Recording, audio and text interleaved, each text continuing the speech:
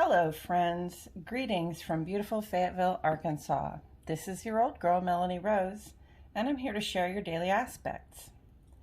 Today is Friday, October 29, 2021. The moon is in Leo all day today. When the moon is in Leo, we feel drawn to drama, ritual, and celebrations. It's fortunate that we're under this moon while we plan and organize our Halloween and Samhain festivities. Leo keeps the fire burning and gets a lot done. The third quarter and waning crescent energy of this moon in Leo invites us to reflect on what we have and to release whatever we don't need to the greater good, so that we can have a clean slate with the coming new moon to create something better, more refined, and more representative of who we really are. The sun is in Scorpio, and that couldn't be more appropriate for a holiday that emphasizes our fascination with the occult and otherwise unknown. Scorpio brings us deep into our energetic and intuitive body, making us curious. We feel ready to have some interesting and unusual experiences that inspire us toward becoming more like ourselves than ever before. Let's take a look at these planets and aspects before we get into the interpretations. The sun is with us. This is our outer life. So that's who you are when you step out the door, who you are in your social and work spheres, and in generally just who you are when people meet you. And then there is the moon, which represents our inner life. That's your emotional and intuitive self. It's also your domestic sphere and where you are at home and who you're at home with. We have Venus today, love and money.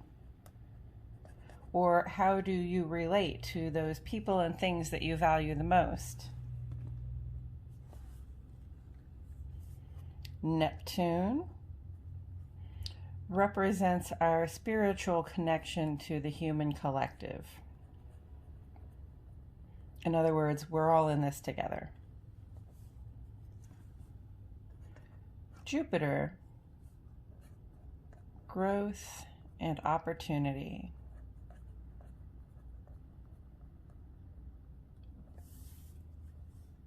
Uranus, change.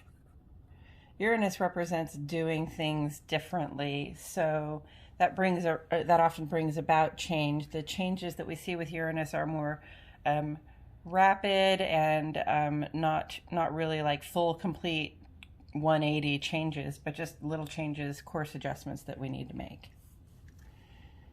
Mercury is the intellect. This is our thoughts, our communication, as well as our travel, the plans that we make, especially on the day-to-day basis. Got Jupiter, and here's Mars. That's your personal sense of initiative, your ambitions, your drives. As for aspects, I see some squares present. Square represents the potential for challenges. See some sextile.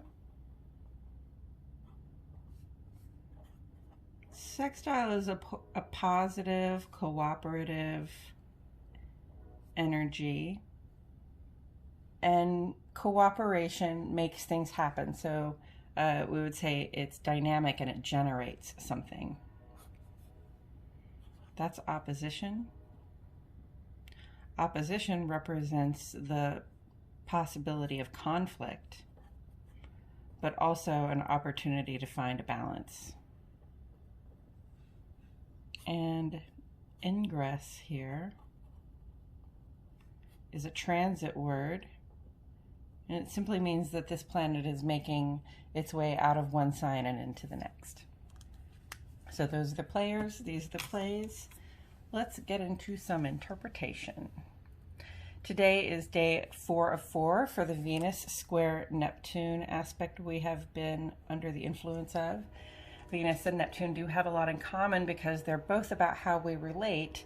Venus, how we relate to the people and things that we value the most, and Neptune, how we relate to the human collective. So with a square aspect, we may have found ourselves feeling insecure about how we're perceived or getting stuck in negative comparisons of ourselves to other people. But we've been through some changes lately and made some progress against our own self-destructive behaviors. So let's be careful to maintain a positive sense of self-worth. Second time this self-worth challenge has come up in a couple of weeks. Venus always checking in with us to make sure that we're treating ourselves as well as we treat the other people around us, and that our standards are high for the company that we keep. Today is day 2 of 4 for Venus sextile Jupiter. When the planet for love and money makes positive cooperative vibes with the planet for growth and opportunity, we find ourselves in a really fertile mode. This is literally a very sexy time, as we'll be feeling good and wanting to share those good feelings with the people we are closest to. We may also be shown some ways to grow our finances in ways that reflect our values. Check your natal chart for more specific information about Jupiter's influence in your own life, and that may give you some clues as to where this growth is trying to happen.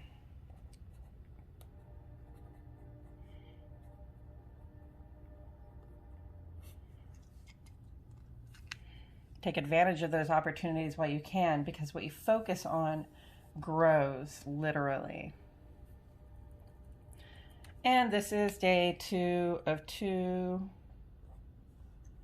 for Sun square Moon. Under this aspect, our outer life is not necessarily in accord with our emotional and domestic self. There may be some dissonance in the heart and home, or some feeling of emotional pressure. The Sun is trying to show us which of our old habits is not worth holding on to. So pay attention. What old habits can I release? This is really good at this time because the moon energy is reflect and release. And Leo always encourages us to give of ourselves generously. So just let go of those things that no longer serve you emotionally, specifically. As for today's aspects, I give these in Central Standard Time. Today is October 29. I already said that to you. At 5:25 a.m., the moon went square with Uranus. Our impulse here may be to do something, anything, other than the thing we're supposed to be doing.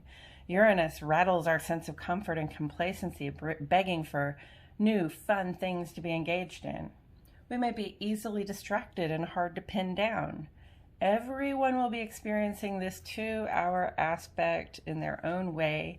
Don't be surprised if you run into challenges when you follow your gut.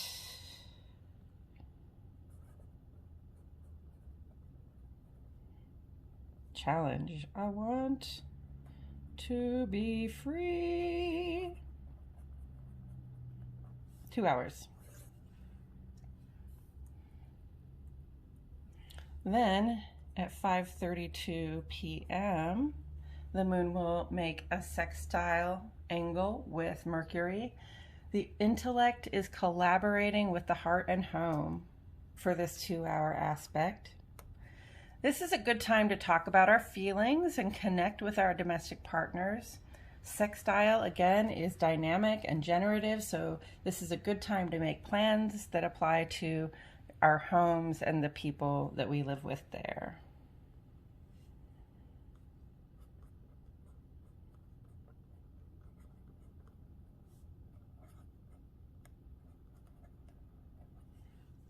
Talk and plan at home. And then at 11:32 p.m., the moon runs in opposition to Jupiter. Opposition does represent the potential for conflict, but it isn't easy to pick a fight with Jupiter. So our mood is likely to be pretty happy and social.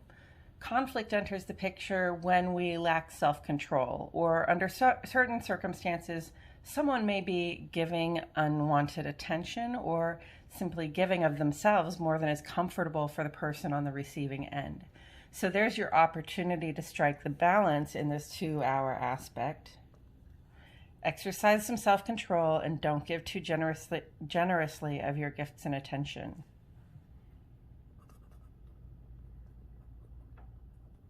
Maintain balance in your leonine generosity.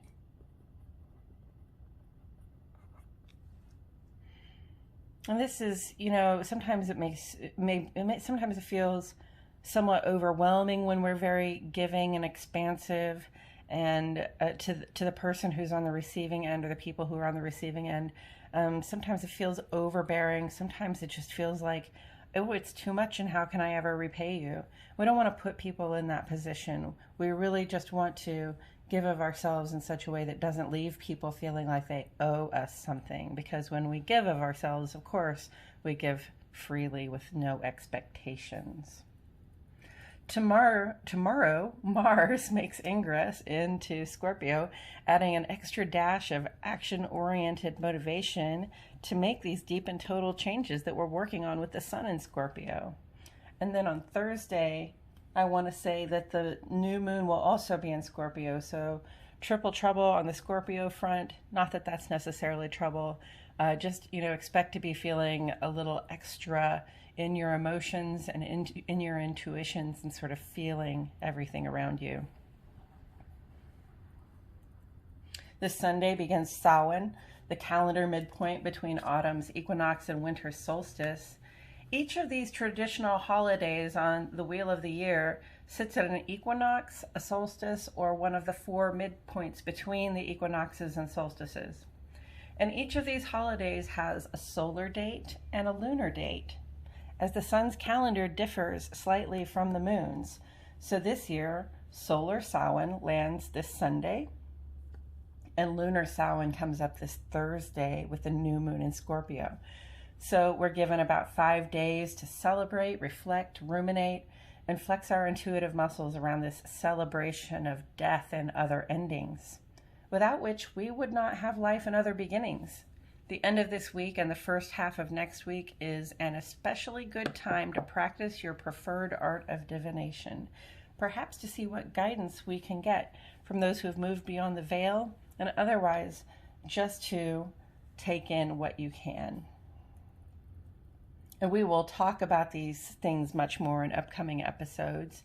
That is it for today, friends. This has been your Daily Aspects, an astrological weather forecast for Friday, October 29, 2021. I will leave this up for about 30 seconds so that you can have time to look it over. I am Melanie Rose, and I will see you all back here tomorrow for more Daily Aspects.